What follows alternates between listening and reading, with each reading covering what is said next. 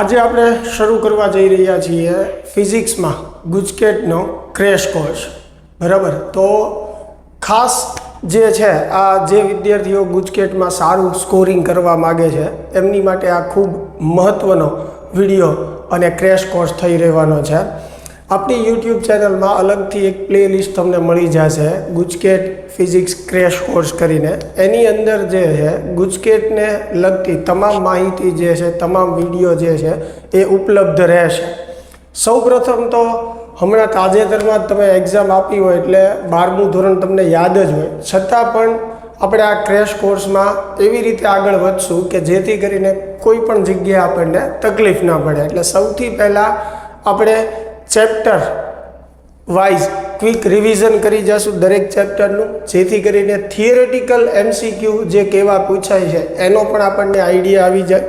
સાથે સાથે આપણે 5 ગુજકેટના જૂના વર્ષના પેપર જે છે એ પણ સોલ્વ કરશું અને એની સિવાયના બીજા 5 મોડેલ પેપર જે છે એ પણ આપણે સોલ્વ કરશું.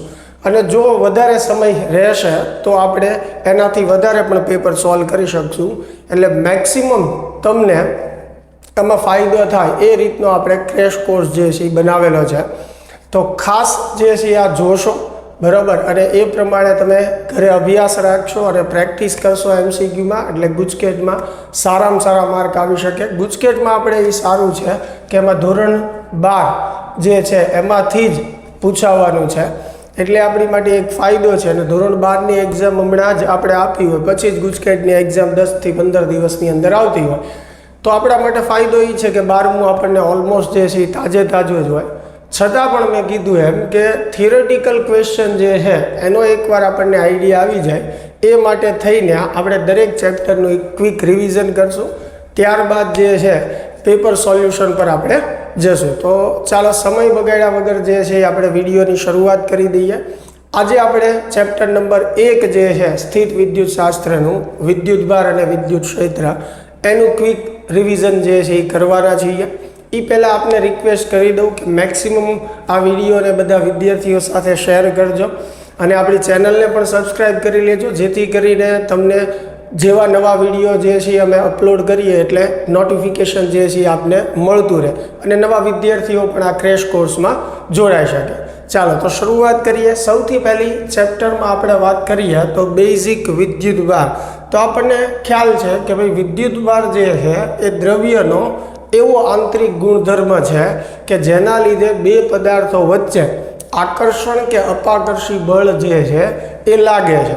બરાબર, એટલે કે જો કોઈ પદાર્થ પર વિદ્યુતભાર હોય તો બે પદાર્થો વચ્ચે આકર્ષી અથવા તો અપાકર્ષી બળ જે છે એ લાગી શકે છે. હવે આકર્ષી બળ ક્યારે લાગે બે પદાર્થો વચ્ચે? તો કે જો બંને પદાર્થો જે છે એ વિજાતીય હોય, એટલે કે એક પર ધન વિદ્યુતભાર હોય અને એક પર ઋણ વિદ્યુતભાર હોય. અને જો બંને સજાતીય હોય તો બંને એકબીજા પર અપાકર્ષી બળ લગાડે છે, એટલે કે બંને ઋણ હોય અથવા બંને ધન હોય તો એકબીજા પર અપાકર્ષી બળ જે છે એ લગાડે છે. વિદ્યુતભારને આપણે Q વડે દર્શાવીએ છીએ. એનો એકમ જે છે એ કુલંબ છે, બરાબર, અને એનો CGS એકમ જે છે એ સ્ટેટ કુલમ છે. અને 1 કુલમ બરાબર 3 × 10⁹ સ્ટેટ કુલમ જે છે એ થશે. અને મૂળભૂત વિદ્યુતભાર તરીકે આપણે કોને લઈએ છીએ? ઇલેક્ટ્રોનને. ઇલેક્ટ્રોન પરનો વિદ્યુતભાર કેટલો છે? -1.6 × 10⁻⁹ કુલમ. અને પ્રોટોન પર એટલો જ વિદ્યુતભાર હોય છે, પણ પ્રોટોન જે છે એ ધનભારી છે. બરાબર, તો જનરલી આપણે વિદ્યુતભારને Q વડે દર્શાવીએ છીએ. અને જો કોઈ કણ માટે, દાખલા તરીકે ઇલેક્ટ્રોન છે, તો ઇલેક્ટ્રોન માટે આપણે ઇલેક્ટ્રોનના વિદ્યુતભારને ઇલેક્ટ્રોનના દળ વડે જો ભાંગીએ તો તેને ઇલેક્ટ્રોનનો વિશિષ્ટ વિદ્યુતભાર કહેવાય અથવા સ્પેસિફિક ચાર્જ કહેવાય. એટલે કે એકમ દળ દીઠ જે વિદ્યુતભાર છે એને આપણે શું કહીએ છીએ? વિશિષ્ટ વિદ્યુતભાર અથવા તો સ્પેસિફિક ચાર્જ કહીએ છીએ. તો આ વિદ્યુતભાર વિશેની બેઝિક જે માહિતી હતી એની આપણે વાત કરી. એની પછી જે છે કે વિદ્યુતભારોની આપણે ચર્ચા કરી કે જનરલી ધન અને ઋણ બે પ્રકારના હોય છે, બરાબર. મૂળભૂત વિદ્યુતભાર તરીકે ઇલેક્ટ્રોન છે, ઇલેક્ટ્રોન ઋણ ભારિત છે અને પ્રોટોન જે છે એ ધન ભારિત છે.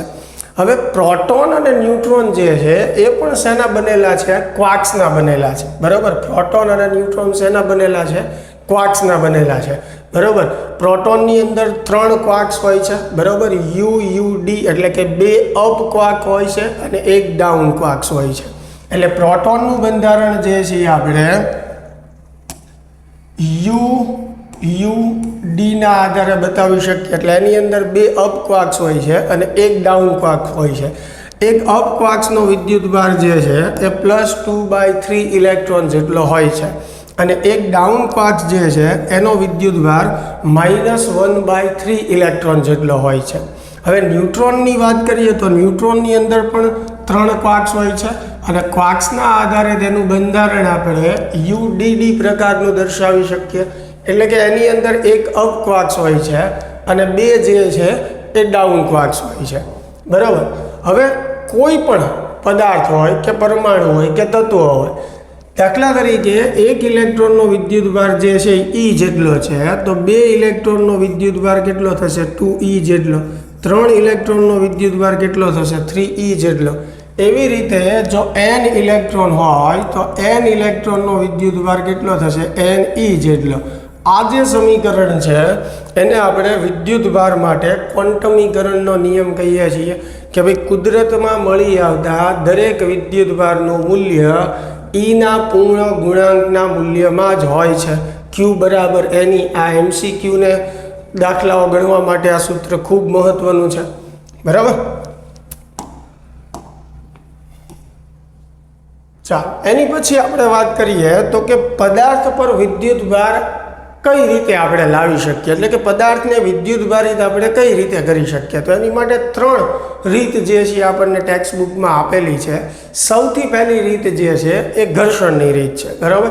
તો ઘર્ષણની જે રીત છે એની અંદર જ્યારે 2 પદાર્થને ઘસવામાં આવે ત્યારે એક પદાર્થ પરથી બીજા પદાર્થ પર ઇલેક્ટ્રોન સ્થાનાંતરિત થાય છે. જે ઇલેક્ટ્રોન મેળવે છે એ ઋણ બને છે, જે ઇલેક્ટ્રોન ગુમાવે છે એ ધન બને છે, બરાબર.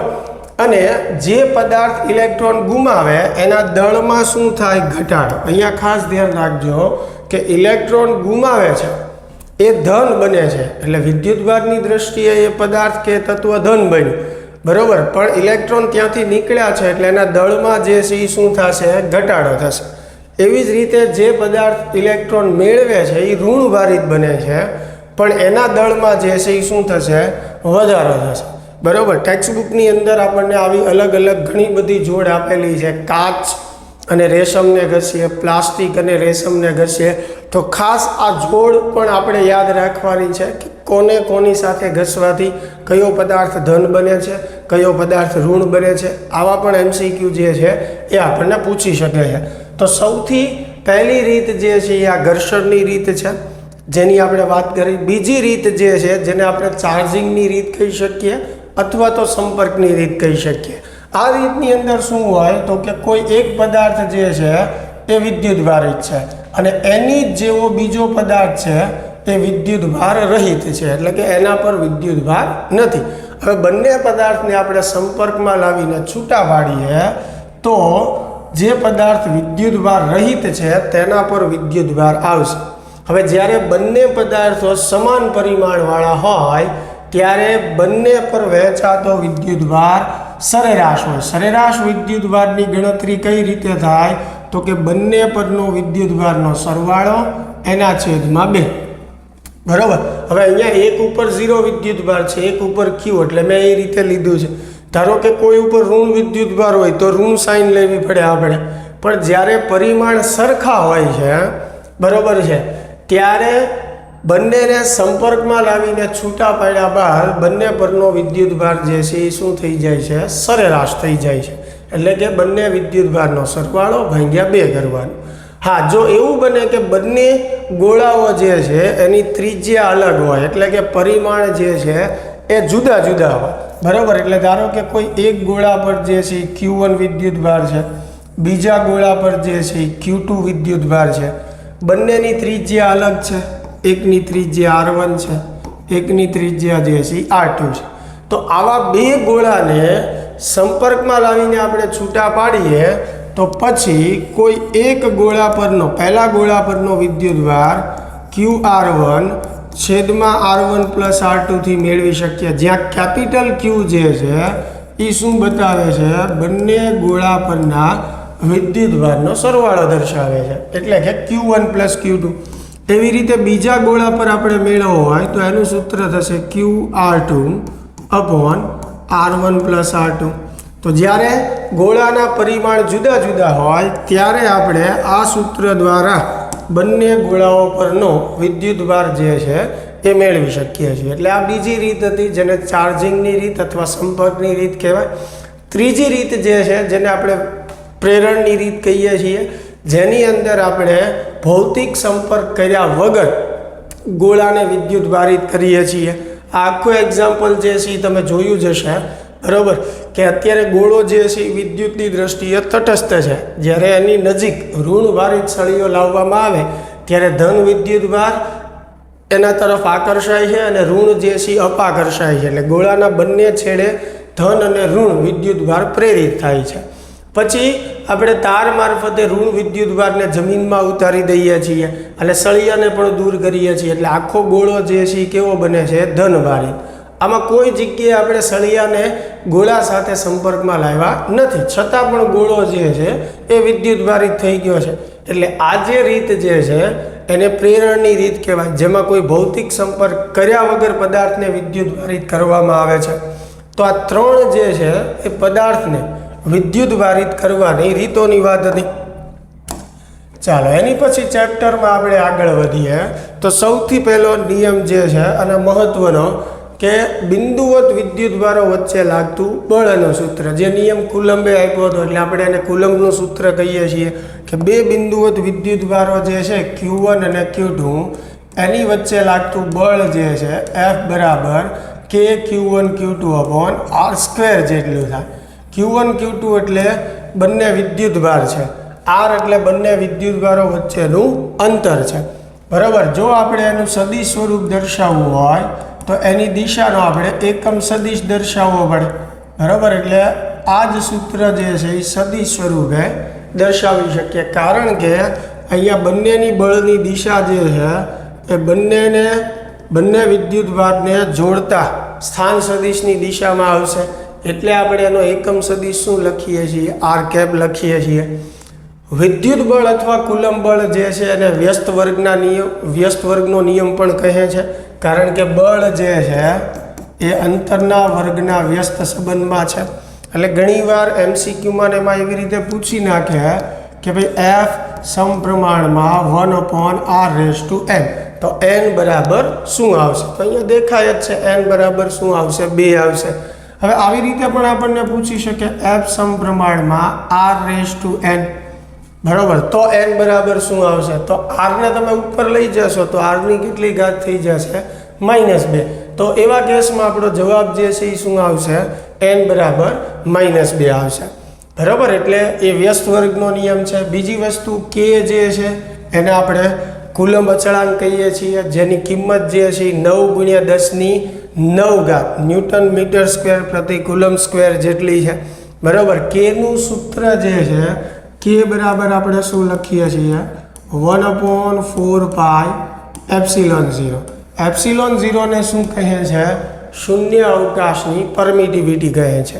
અને એની કિંમત કેટલી થાય છે? 8.85 × 10⁻12 કુલંબ સ્ક્વેર પ્રતિ ન્યૂટન ઇન્ટુ મીટર સ્ક્વેર. જેટલી રાશિઓ આવે છે એના એકમ અને પારિમાણિક સૂત્ર આપણને બનાવતા આવડવા જોઈએ. મોટા ભાગની તમે એક્ઝામમાં જોશો તો 1 કે 2 પ્રશ્નો તો મિનિમમ તમને એવા જોવા મળશે કે જેમાં કોઈ પણ રાશિનો એકમ અને પારિમાણિક સૂત્ર પૂછેલું હોય, બરાબર. તો k ની કિંમત છે, k નો એકમ છે, પારિમાણિક સૂત્ર, એવી જ રીતે ε0, આ બધું આપણને ખ્યાલ હોવું જોઈએ, બનાવતા આવડવું જોઈએ. કુલંબ અચળાંક જે છે એની CGS એકમમાં કિંમત જે છે એ કેટલી થશે? 1 થશે. એટલે ઘણીવાર MCQમાં એમાં પૂછે CGSમાં, તો CGS એકમમાં k ની કિંમત જે છે એ કેટલી થશે? 1 થશે, બરાબર. કુલમ અચળાંક જે છે એવો અચળાંક છે જે માધ્યમ ઉપર આધારિત છે, એટલે કે માધ્યમ બદલાય તો કેની કિંમત જે છે એ બદલાઈ જશે, અને કેની કિંમત બદલાઈ જાય તો બંને વિદ્યુતભારો વચ્ચે લાગતું બળ પણ બદલાઈ જશે. એટલે કે કુલમ બળ માધ્યમ પર આધારિત બળ છે. બરાબર. એટલે આપણે જે આ સમીકરણ લખ્યું છે F બરાબર, એને આપણે આમે લખી શકીએ F બરાબર 1/4πε0 Q1 Q2 upon R². હવે જો બંને વિદ્યુતભારો વચ્ચે કોઈ અલગ માધ્યમ હોય તો સૂત્રમાં આપણે એ માધ્યમની પરમિટિવિટી લેવી પડે. એટલે સૂત્ર આવી રીતે આપણે લખી શકીએ, જ્યાં એપ્સિલોન જે છે એ શું દર્શાવે છે, જે તે માધ્યમની પરમિટિવિટી. અને આનું સાદુરૂપ આપીએ તો આપણને ખ્યાલ છે કે કોઈ માધ્યમમાં લાગતું બળ જે છે એ હવામાં લાગતા બળ કરતાં કેમાં ભાગનું હોય છે. જ્યાં કે જે છે એને આપણે શું કહીએ, આ સૂત્રમાં અહીંયા કે જે છે એને આપણે શું કહીએ છીએ, ડાઇલેક્ટ્રિક અચળાંક કહીએ છીએ. બરાબર. એટલે હવામાં લાગતું બળ F હોય તો માધ્યમમાં લાગતું બળ જે છે F/K થાય. એનાથી ઉલટું પણ MCQમાં આપણને પૂછી શકે કે ભાઈ માધ્યમમાં લાગતું બળ F હોય, બરાબર, તો હવામાં લાગતું બળ કેટલું થાય, તો K ને ગુણવું પડશે. તો માધ્યમમાં લાગતું બળ F હોય તો હવામાં લાગતું બળ કેટલું થઈ જાય, K ગણું. બરાબર. એટલે એ પણ આપણે મગજમાં રાખવાનું છે. ચાલો આગળ વધીએ ચેપ્ટરમાં આપણે. તો કુલમના નિયમ પછી એની માટે સેમ સંપાતપણાનો સિદ્ધાંત છે. હવે સંપાતપણાનો સિદ્ધાંત એટલે શું, તો કે જ્યારે કોઈ વિદ્યુતભાર પર એક કરતાં વધારે વિદ્યુતભારો બળ લગાડતા હોય ત્યારે પરિણામી બળ મેળવવા માટે આપણે દરેક બળનો શું કરવો પડે, સરવાળો. બરાબર. ધારો કે અહીંયા 4 વિદ્યુતભાર છે, Q1 Q2 Q3 અને Q4. હવે આ Q2 પર લાગતું ટોટલ બળ મારે મેળવવું, તો Q2 પર કોણ બળ લગાડશે, Q1 લગાડશે જે આ દિશામાં હશે. બરાબર. Q4 લગાડશે જે ઉપરની દિશામાં હશે. એવી રીતે Q3 લગાડશે જે આ દિશામાં હશે. બરાબર. તો હવે 2 પર લાગતું મારે ટોટલ બળ મેળવવું હોય તો 1 વડે જે બળ લાગે છે, 3 વડે જે બળ લાગે છે અને 4 વડે જે બળ લાગે છે એનો મારે શું કરવો પડે, સરવાળો. બરાબર. પછી તમે એનું સૂત્ર મૂકી શકો છો. દાખલા તરીકે 1 અને 2 વચ્ચે લાગતું બળનું સૂત્ર શું થશે, K Q1 Q2 upon R12² R12 cap. એવી રીતે 1-3 માટે આવશે, 1-4 માટે આવશે, અને પછી સાદુરૂપ આપો એટલે આન્સર મળશે. આને આપણે સદિશની રીતે પણ સોલ્વ કરી શકીએ છીએ. એટલે જ્યારે આપણે MCQ PYQ સોલ્વ કરશું ત્યારે જો એવા પ્રશ્નો હશે તો એ જોશું કે કઈ રીતે એને સોલ્વ કરી શકાય. બરાબર. ચાલો આગળ વધીએ ચેપ્ટરમાં. એની પછીનો જે આપણો કોન્સેપ્ટ છે એ છે વિદ્યુત ક્ષેત્ર. તો વિદ્યુત ક્ષેત્ર આપણે કોને કહીએ છીએ કે જે વિસ્તાર સુધી વિદ્યુતભારની અસર પ્રવર્તમાન હોય એ વિસ્તારને આપણે શું કહીએ છીએ, વિદ્યુત ક્ષેત્ર કહીએ છીએ. અથવા તો એકમ ધન વિદ્યુતભાર દીઠ લાગતા બળને શું કહીએ છીએ આપણે, વિદ્યુત ક્ષેત્ર. એટલે વિદ્યુત ક્ષેત્રનું સૂત્ર E બરાબર શું થશે, F/Q. બિંદુવત વિદ્યુતભાર માટે વિદ્યુત ક્ષેત્રનું સૂત્ર શું છે, KQ/R² છે. બરાબર. બિંદુવત વિદ્યુતભારના લીધે, એટલે કે કોઈ વિદ્યુતભાર Q હોય બિંદુવત અને તેનાથી R જેટલા અંતરે કોઈ બિંદુ P આવેલું છે તો ત્યાં વિદ્યુત ક્ષેત્ર જે છે કેટલું હશે, KQ/R² જેટલું. જો ધન વિદ્યુતભાર હશે તો વિદ્યુત ક્ષેત્ર બહારની તરફ હશે. જો ઋણ વિદ્યુતભાર હશે તો વિદ્યુત ક્ષેત્ર જે છે એ અંદરની તરફ આવશે. કારણ કે જ્યારે વિદ્યુત ક્ષેત્રમાં ધન વિદ્યુતભાર આપણે મૂકીએ તો એના પર લાગતું બળ જે છે એ ક્ષેત્રની દિશામાં હોય, અને ઋણ વિદ્યુતભારને મૂકીએ ત્યારે એના પર લાગતું બળ ક્ષેત્રની વિરોધી દિશામાં હોય છે. એટલે ધન વિદ્યુતભારમાં વિદ્યુત ક્ષેત્ર બહાર નીકળતી દિશામાં, ઋણમાં અંદર તરફ. વિદ્યુત ક્ષેત્ર સદિશ રાશિ છે એટલે સદિશ તરીકે આપણે એને બતાવી શકીએ. E બરાબર KQ/R² અને એની દિશાનો એકમ સદિશ. એકમ સદિશની જગ્યાએ આપણે લખી શકીએ સદિશ છેદમાં સદિશનું માન. બરાબર, નીચે r² ગુણ્યા r એટલે r નો ઘન થઈ જશે. તો આવી રીતે પણ આપણે સૂત્ર જે છે એ લખી શકીએ છીએ. અને સદિશ સ્વરૂપે લખતા હોય ત્યારે આવી રીતે પણ લખી શકો છો. બંને એના સદિશ સ્વરૂપ જ છે. તો આ વિદ્યુત ક્ષેત્ર માટેની બેઝિક વાત હતી. એનો એકમ જે છે એ ન્યૂટન પ્રતિ કુલમ છે અથવા તો વોલ્ટ પ્રતિ મીટર છે. એના પરથી આપણને એનું પારિમાણિક સૂત્ર પણ બનાવતા આવડવું જોઈએ. ચાલો, વિદ્યુત ક્ષેત્ર પછી આગળ વધીએ તો વિદ્યુત ક્ષેત્ર રેખાઓના ગુણધર્મ. આમાંથી પણ એમસીક્યુ જે છે એ આપણને પૂછાતા હોય છે. બરાબર, વિદ્યુત ક્ષેત્ર રેખાઓના ગુણધર્મની વાત કરીએ તો કે ભાઈ ધન વિદ્યુત ભાર હોય તો એની ક્ષેત્ર રેખાઓ બહાર નીકળતી દિશામાં હોય અને અનંત અંતરે અંત પામે છે. બિંદુવત ઋણ વિદ્યુત ભાર હોય તો એની ક્ષેત્ર રેખાઓ અનંત અંતરેથી અંદર તરફ આવતી હોય છે. અને ધન અને ઋણ માટે કમ્બાઈન આપણે બોલીએ તો વિદ્યુત ક્ષેત્રની દિશા ધનથી ઋણ તરફ હોય છે. બરાબર, બીજું, બે ક્ષેત્ર રેખાઓ જે છે એ ક્યારેય એકબીજાને છેદતી નથી. કારણ કે ક્ષેત્ર રેખા પર આપણે જ્યારે કોઈ બિંદુએ સ્પર્શક દોરીએ છીએ તો એ સ્પર્શક આપણને શેની દિશા દર્શાવે છે? વિદ્યુત ક્ષેત્રની. એટલે કે ક્ષેત્ર રેખા પર દોરેલો સ્પર્શક ક્ષેત્રની દિશા દર્શાવે છે અથવા તો એકમ ધન વિદ્યુત ભાર પર લાગતા બળની દિશા દર્શાવે છે. હવે જો બે ક્ષેત્ર રેખાઓ આપણે છેદતી બતાવીએ તો ત્યાં બે સ્પર્શક મળે, તો એવું તો શક્ય જ નથી કે કણ એક સાથે બે ડાયરેક્શનમાં હોઈ શકે. એટલે ક્યારેય બે વિદ્યુત ક્ષેત્ર રેખાઓ એકબીજાને છેદતી દર્શાવાય નહીં. ક્ષેત્ર રેખાઓનું યોગ્ય રીતે કરેલું વિતરણ જે છે એ ક્ષેત્રની પ્રબળતાનો ખ્યાલ આપે છે. એટલે કે જ્યાં ક્ષેત્ર રેખાઓ આપણે ગીચ દર્શાવીએ ત્યાં ક્ષેત્ર જે છે એ પ્રબળ ગણાય અને જ્યાં ક્ષેત્ર રેખાઓ આપણે છૂટી દર્શાવીએ ત્યાં ક્ષેત્ર જે છે એ નિર્બળ ગણાય. બરાબર, તો આ ક્ષેત્ર રેખાઓના ગુણધર્મ પરથી પણ થિયરેટિકલ પ્રશ્નો એમસીક્યુ જે છે એ બની શકે છે. ચાલો, એની પછી આપણે વાત કરીએ તો વિદ્યુત ડાયપોલ. ડાયપોલ આપણે કોને કહીએ છીએ તો કે વિજાતીય અને સમાન મૂલ્યના અને વિજાતીય વિદ્યુતભારો જે છે એ વિદ્યુત ડાયપોલની રચના કરે છે. એટલે કે ડાયપોલની અંદર સમાન મૂલ્યના બે વિદ્યુતભારો હોય છે, એક ધન અને ઋણ હોય છે. બંને વચ્ચેના અંતરને આપણે 2a વડે દર્શાવીએ છીએ. બરાબર, એટલે બે વિદ્યુતભાર વચ્ચેનું અંતર આપણે 2a વડે દર્શાવીએ. આ ડાયપોલનું મધ્ય બિંદુ કહેવાય. મધ્ય બિંદુથી દરેકનું અંતર જે છે આપણે a વડે દર્શાવીએ. ડાયપોલ મોમેન્ટનું સૂત્ર આપણે શું લખીએ છીએ? P બરાબર 2aq. આ ડાયપોલ મોમેન્ટનું સૂત્ર દર્શાવે છે. ડાયપોલ મોમેન્ટનો એકમ શું છે? કુલમ ઇન્ટુ મીટર છે. ડાયપોલ મોમેન્ટની દિશા હંમેશા કેમ બતાવાય? ઋણથી ધન તરફ દર્શાવાય. વિદ્યુત ડાયપોલ સદિશ રાશિ છે, એની દિશા ઋણથી ધન તરફ દર્શાવાય. એનો એકમ જે છે એ કુલમ ઇન્ટુ મીટર છે. CGS એકમ એનો D2 છે. બરાબર, ચાલો, ડાયપોલના આધારે એમાં મહત્વના કોન્સેપ્ટ એ છે કે વિદ્યુત ડાયપોલની અક્ષ ઉપર વિદ્યુત ક્ષેત્ર અને વિષુવવૃત્ત ઉપર વિદ્યુત ક્ષેત્ર. તો ડાયપોલની અક્ષ અને વિષુવવૃત્ત તમને ખ્યાલ જ છે. તો ડાયપોલની અક્ષ માટે વિદ્યુત ક્ષેત્રનું સૂત્ર જે છે E બરાબર શું છે?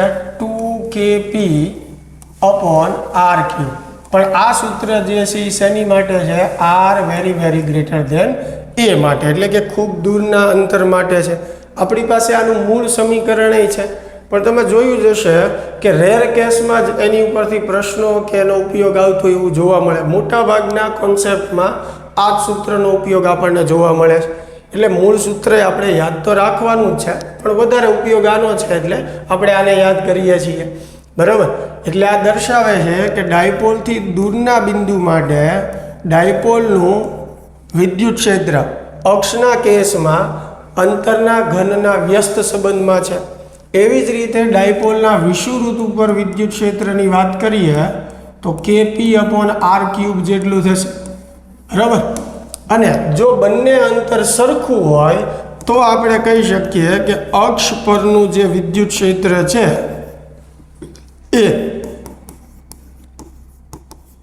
વિષુવવૃત્તના વિદ્યુત ક્ષેત્ર કરતાં જે છે એ કેવું હોય છે, ડબલ હોય છે, બરાબર. એટલે આ અક્ષ અને વિષુવવૃત્તના વિદ્યુત ક્ષેત્રનો સંબંધ થયો. ઘણીવાર આપણને એવો પણ પ્રશ્ન જે છે એ પૂછી શકે કે ડાયપોલના મધ્ય બિંદુએ વિદ્યુત ક્ષેત્ર મેળવો. આ ધન વિદ્યુતભાર છે, આ ઋણ, આ ડાયપોલનું કેન્દ્ર છે, બંને વચ્ચેનું અંતર એ જેટલું, બરાબર. તો હવે અહીંયા મધ્ય બિંદુએ વિદ્યુત ક્ષેત્ર મારે મેળવવું હોય તો ધનમાંથી વિદ્યુત ક્ષેત્ર બહાર નીકળતી દિશામાં હોય. ઋણમાં વિદ્યુત ક્ષેત્ર જે છે, ક્યાં વિદ્યુત ક્ષેત્ર મેળવવાનું છે આપણે? ઓ બિંદુ પાસે, બરાબર. તો ધનમાંથી બહાર નીકળે, ઋણમાં અંદર તરફ હોય, બરાબર. એટલે આ ઋણનું, તો બંને સમાન દિશામાં થયા. એટલે મારે ઓ બિંદુ પાસે વિદ્યુત ક્ષેત્ર જોતું હોય તો બંને વિદ્યુત ક્ષેત્રનો શું કરવો પડે? સરવાળો કરવો પડે, બરાબર. હવે ઈ પ્લસ એટલે કે પ્લસ ક્યુના લીધે વિદ્યુત ક્ષેત્ર, તેનું સૂત્ર થશે કે ક્યુ પ્લસ ક્યુથી ઓ બિંદુનું અંતર થશે એ. સેમ એવી રીતે આ ક્યુના લીધે અંતર ક્યુથી ઓનું અંતર એ જ થશે, એટલે કે ક્યુ અપોન એ સ્ક્વેર. તો ઓ બિંદુ પાસે આપણને કેટલું વિદ્યુત ક્ષેત્ર મળશે? 2kq અપોન એ સ્ક્વેર. એટલે આ ડાયપોલના મધ્ય બિંદુ પાસે વિદ્યુત ક્ષેત્રનું સૂત્ર થઈ ગયું. ચાલો, ક્લિયર? આગળ વધીએ.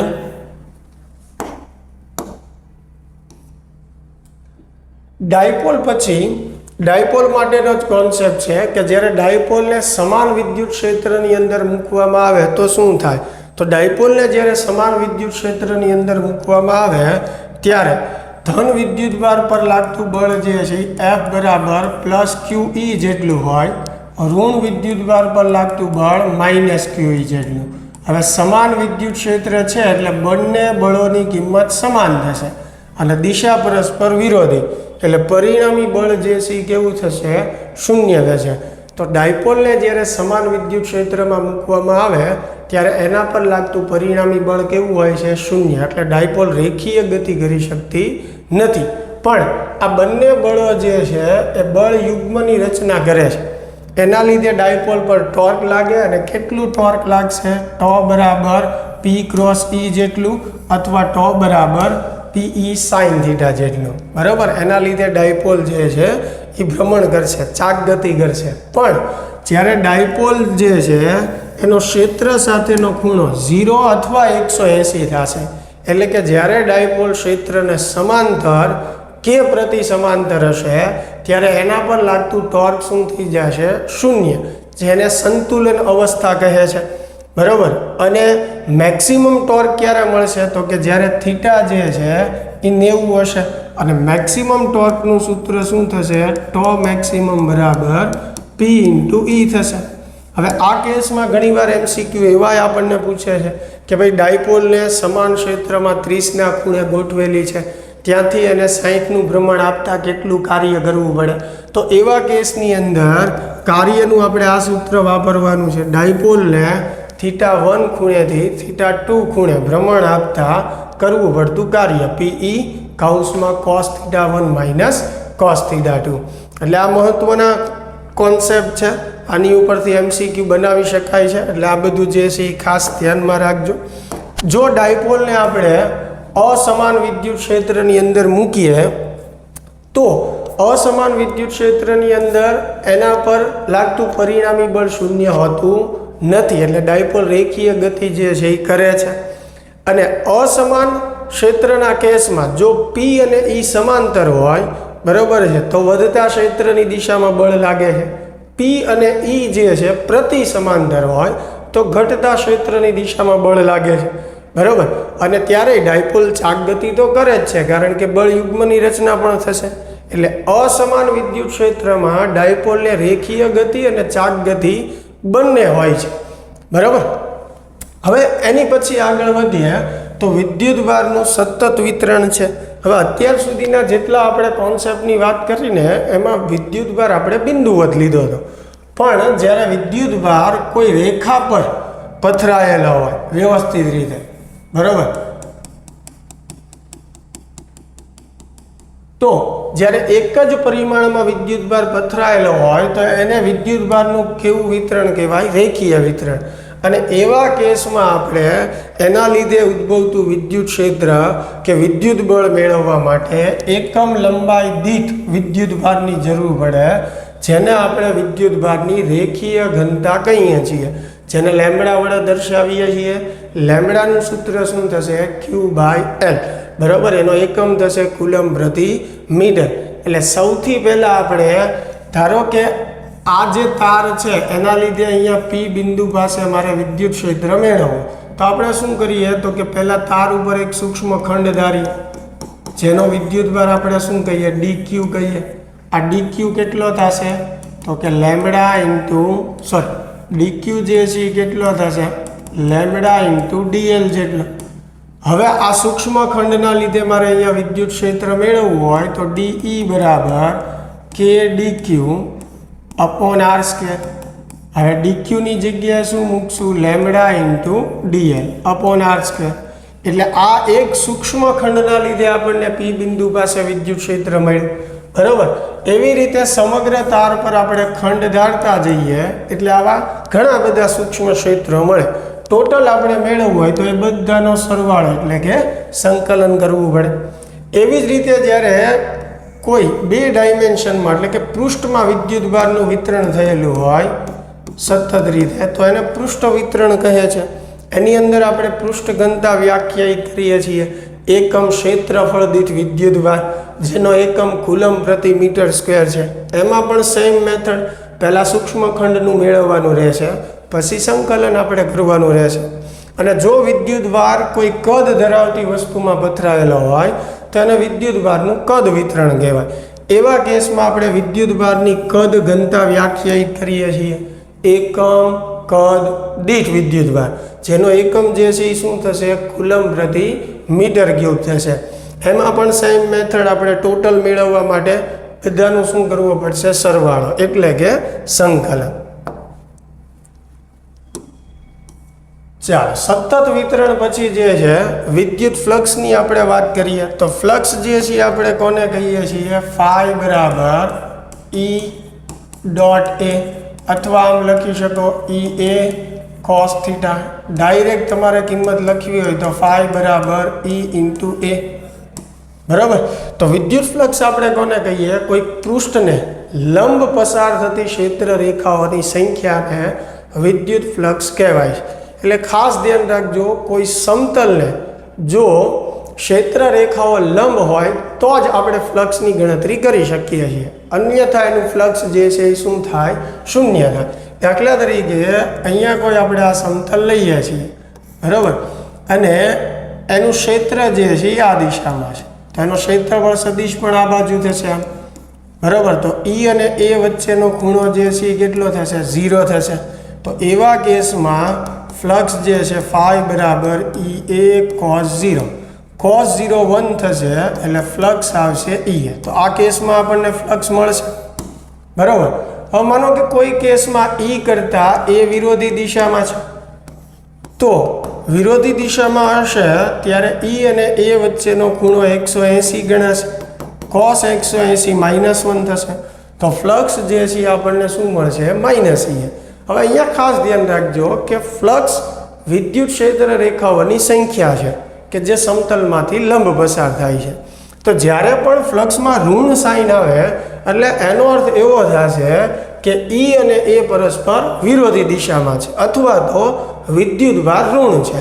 કેમ કે ધન વિદ્યુતભારમાં ક્ષેત્ર બહાર તરફ હોય, ઋણમાં અંદર તરફ હોય, એટલે ધન વિદ્યુતભારનું ફ્લક્સ ધન વ્યાખ્યાયિત થશે, ઋણ વિદ્યુતભારનું ફ્લક્સ જે છે એ ઋણ વ્યાખ્યાયિત થશે.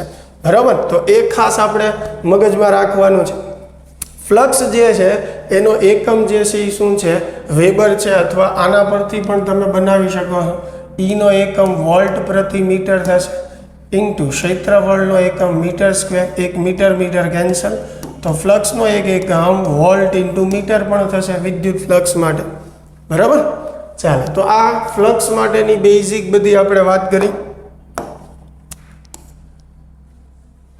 ચાલો, એની પછી જે છે વિદ્યુત ફ્લક્સ માટે ગૌસનો નિયમ છે કે ભાઈ સમમિત આકાર ધરાવતા કોઈ પણ બંધ પૃષ્ઠમાંથી પસાર થતું કુલ ફ્લક્સ જે છે એ ફાઈ બરાબર ક્યુ બાય એપ્સિલોન 0 જેટલું હોય છે. એટલે કે ગૌસનો નિયમ શું કહે છે કે જો કોઈ બંધ પૃષ્ઠની અંદર ઘેરાયેલો વિદ્યુતભાર કુલ વિદ્યુતભાર ક્યુ હોય તો એનું ફ્લક્સ જે છે એ કેટલું થાય ક્યુ બાય એપ્સિલોન 0. પણ આમાં શરત એ છે કે વિદ્યુતભાર જે છે એ આકારના સેન્ટરમાં હોવો જોઈએ, એટલે કે સમમિતિ હોવી જોઈએ. બરાબર, તો એવા કેસમાં આપણે આ સૂત્ર જે છે એ વાપરી શકીએ છીએ, ફાઈ બરાબર ક્યુ બાય એપ્સિલોન 0. જો અંદરનો કુલ વિદ્યુતભાર શૂન્ય હોય તો ફ્લક્સ પણ શું થાય છે? શૂન્ય થાય છે. બીજી વસ્તુ એ કે ગૌસના નિયમ પ્રમાણે સપાટી સાથે ઘેરાયેલું જે ફ્લક્સ છે એ સપાટીના પરિમાણ પર આધાર રાખતું નથી. ઘણીવાર આવા પ્રશ્નો પૂછે છે કે ભાઈ ગોલીય સપાટી છે જેની ત્રિજ્યા r છે, એમાંથી પસાર થતું ફ્લક્સ જે છે એ ફાઈ છે. બરાબર, હવે જો એની ત્રિજ્યા 2 ગણી કરવામાં આવે, 4 ગણી કરવામાં આવે તો એમાંથી પસાર થતું ફ્લક્સ કેટલું થશે? તો અહીંયા સૂત્રમાં તમે જોઈ શકો છો ક્યાંય પણ પરિમાણની કોઈ ટર્મ્સ જ આવતી નથી. બરાબર, વિદ્યુતભાર અને એપ્સિલોન 0 આવે છે એટલે અચળ જ રહેશે, એમાં કોઈ ફેરફાર થશે નહીં. એટલે કે સપાટીના પરિમાણમાં ફેરફાર કરવાથી એમાંથી પસાર થતા ફ્લક્સમાં કોઈ ફેરફાર થતો નથી. હવે આ નિયમનો ઉપયોગ કેમ કરી શકાય એની માટે થઈને આપણે 1-2 એક્ઝામ્પલ જોઈએ. જેમ કે સૌથી પહેલો કેસ જે છે આપણને એવી રીતે આપ્યું હોય કે એક સમઘન છે, બરાબર, અને એના સેન્ટરમાં ક્યુ વિદ્યુતભાર મૂકેલો છે અને હવે આપણને પૂછે કે આ સમઘનમાંથી પસાર થતું કુલ ફ્લક્સ જે છે એ કેટલું થશે? તો અહીંયા તમે સમજી શકો કે સમઘન સમમિતાકાર છે, વિદ્યુતભાર જે છે એ સેન્ટરમાં છે. બરાબર, તો ટોટલ ફ્લક્સ જે છે એ કેટલું થશે? ક્યુ બાય એપ્સિલોન 0. એટલે સમગ્ર સમઘનનું ફ્લક્સ કેટલું કહેવાશે? ક્યુ બાય એપ્સિલોન 0. હવે માની લ્યો કે આપણને કોઈ એક બાજુનું ફ્લક્સ પૂછ્યું તો વિદ્યુતભાર અહીંયા સેન્ટરમાં છે, એની આજુબાજુ કેટલી બાજુઓ, કેટલી સપાટી છે સમઘનની? 6. તો એનું ફ્લક્સ જે છે એ થશે ક્યુ બાય 6 એપ્સિલોન 0, કેમ કે 6 સરખી સપાટીમાં વહેંચાઈ જશે એટલા માટે. બરાબર, હવે આવો જો કોઈ કેસ આવ્યો હોય કે વિદ્યુતભાર જે છે એ કોઈ એક સપાટીના કેન્દ્રમાં, એટલે અહીંયા તમે જુઓ વિદ્યુતભાર આ બાજુથી ખુલ્લો છે, ઘેરાયેલો નથી. એટલે સૌ પ્રથમ સમમિતિ બનાવવા માટે આપણે બાજુમાં એક કાલ્પનિક સમઘન વિચારશું. તો હવે તમે એવું સમજી શકો કે આ વિદ્યુતભાર જે છે એ 2 સમઘનના કેન્દ્રમાં છે. હવે આપણને પૂછ્યું છે કે આ સમઘનનું ફ્લક્સ, તો 2 સમઘનના કેન્દ્રમાં છે એટલે 2 સરખા ભાગ પડી જશે, એટલે ક્યુ બાય 2 એપ્સિલોન 0. એટલે આ એક સમઘન સાથે સંકળાયેલું ફ્લક્સ કેટલું થશે? ક્યુ બાય 2 એપ્સિલોન 0 થશે. આવી રીતે પણ એમાં આપી શકે કે વિદ્યુતભાર જે છે એ સમઘનના શિરોબિંદુ પર મૂકેલો હોય અહીંયા. બરાબર, તો આને સેન્ટરમાં લાવવા માટે આપણે આજુબાજુ બીજા 7 સમઘન મૂકવા પડશે, એટલે ટોટલ 8 સમઘનમાં ફ્લક્સ વહેંચાશે. તો આ સમઘનનું ફ્લક્સ કેટલું થશે? ક્યુ બાય 8 એપ્સિલોન 0 થશે. બરાબર, આવી રીતે આપણે ગૌસના નિયમનો ઉપયોગ કરી શકીએ છીએ. ચાલો, ગૌસના નિયમના ટેક્સ્ટબુકમાં પણ આપણને 3 ઉપયોગો જે છે આપેલા છે. ગૌસના નિયમની મદદથી અતિ લાંબા તારનું વિદ્યુત ક્ષેત્ર મેળવવું, બરાબર, અનંત સમતલનું મેળવવું અને ગોલીય કવચનું મેળવવું. તો સૌથી પહેલાં આપણે અતિ લાંબા તાર માટે વાત કરીએ તો અતિ લાંબા તાર માટે વિદ્યુત ક્ષેત્ર જે છે એ ત્રિજ્યાવર્તી દિશામાં હોય છે.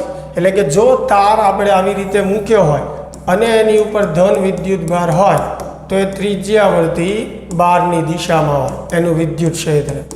બરાબર, ઋણ વિદ્યુતભાર હશે તો ત્રિજ્યાવર્તી અંદરની દિશામાં.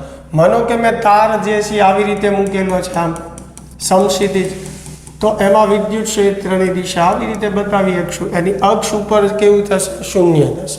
બરાબર, ચાલો, તો આવા અતિ લાંબા તાર માટે વિદ્યુત ક્ષેત્રનું સૂત્ર શું છે? E બરાબર λ/2π એપ્સિલોન 0r. એટલે કે અતિ લાંબા તાર માટે વિદ્યુત ક્ષેત્ર અંતરના વ્યસ્ત સંબંધમાં છે. આ સમીકરણને તમે આવી રીતે પણ લખી શકો છો, અહીંયા 2 વડે ગુણીને 2 વડે તમે ભાંગી નાખો તો 1/4πε0 એટલે k લખી શકાય. તો 2k λ/r આવી રીતે પણ આને સરળતાથી યાદ રાખી શકાય. ચાલો બીજા કેસમાં અનંત સમતલ વડે ઉદ્ભવતું વિદ્યુત ક્ષેત્ર. તો આમાં પણ ધન હશે તો બહારની તરફ ક્ષેત્ર હશે, ઋણ હશે તો અંદરની તરફ હશે. હવે અનંત સમતલ વડે ઉદ્ભવતું વિદ્યુત ક્ષેત્ર σ/2ε0 વડે દર્શાવાય છે, જ્યાં સિગ્મા શું છે? પૃષ્ઠ પરની પૃષ્ઠ ઘનતા છે વિદ્યુતભારની. હવે એક ખાસ ધ્યાન રાખજો, આ સૂત્ર સમતલથી નજીકના અંતર માટે જ છે, સમતલથી બહુ દૂરના અંતર માટે આ સૂત્ર લાગુ પડતું નથી. પણ આપણને આ જ કેસ આપેલો છે અને અહીંયા જુઓ તમે કોઈ જગ્યાએ અંતર આવતું નથી, એટલે કે પૃષ્ઠ વડે ઉદ્ભવતું વિદ્યુત ક્ષેત્ર જો નજીકનું અંતર હોય તો એ અંતર ઉપર આધારિત નથી. બરાબર. અને લાસ્ટ કેસ જે છે ગોલીય કવચ વડે. તો કવચની અંદર વિદ્યુત ક્ષેત્ર જે છે એ કેવું હોય છે? શૂન્ય હોય છે. અને જો કવચની સપાટી પરનો કુલ વિદ્યુતભાર q હોય તો એની બહાર વિદ્યુત ક્ષેત્ર જે છે E બરાબર kq/r² જેટલું થાય છે. એટલે કે કવચમાં વિદ્યુતભાર હોય છે તો સપાટી ઉપર, પણ એ એવી રીતે વર્તે છે કે જાણે કે વિદ્યુતભાર જે છે એ એના સેન્ટરમાં રાખેલો. બરાબર. તો વિદ્યાર્થી મિત્રો, આ ચેપ્ટર નંબર 1 આપણું જે હતું વિદ્યુતભાર અને વિદ્યુત ક્ષેત્ર, એનું એક ક્વિક રિવિઝન હતું. એટલે થિયોરેટિકલ ક્વેશ્ચન જે છે એ આપણને યાદ આવી જાય. બરાબર. મળીએ હવે નેક્સ્ટ લેક્ચરમાં બીજા ચેપ્ટર સાથે. બરાબર.